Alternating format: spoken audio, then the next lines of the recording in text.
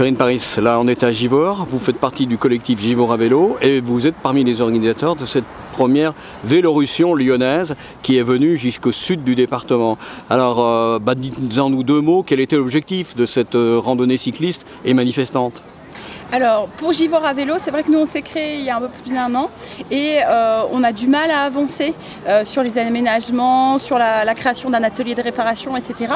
Donc on cherchait un événement pour faire parler du vélo, pour faire avancer ce sujet.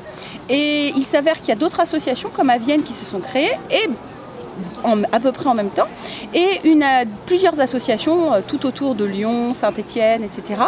Donc l'idée a émergé de créer un événement autour de la Via Rona, qui est quand même un aménagement majeur en France, que tout le monde connaît, et qui malheureusement a un retard énorme sur notre territoire, puisqu'on n'a toujours rien entre Lyon et Givors. Et donc c'est l'occasion en fait de dénoncer ces problématiques liées à la Via Rona, mais également de promouvoir le vélo. Alors comment est-ce que ça peut avancer concrètement? Parce qu'on sait à Lyon, la sortie de Lyon tient, semble-t-il, beaucoup à la métropole, à la difficulté de passer dans le couloir de la chimie. Or on est à Givors ici, le maire de Givors est le premier vice-président de la métropole, chargé des transports. Est-ce que vous pensez qu'il peut y avoir une action auprès de lui pour faire avancer ça concrètement?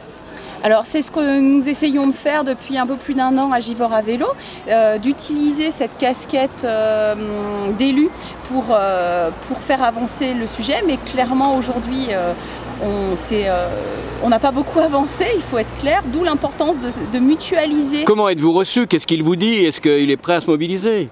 Ben non, justement, il n'est pas prêt, on l'a interpellé, on a eu beaucoup de réunions, pas avec lui, mais avec ses assistants, et on n'a jamais, pour l'instant, de réponse concrète. Qu'est-ce qui bloque en fait?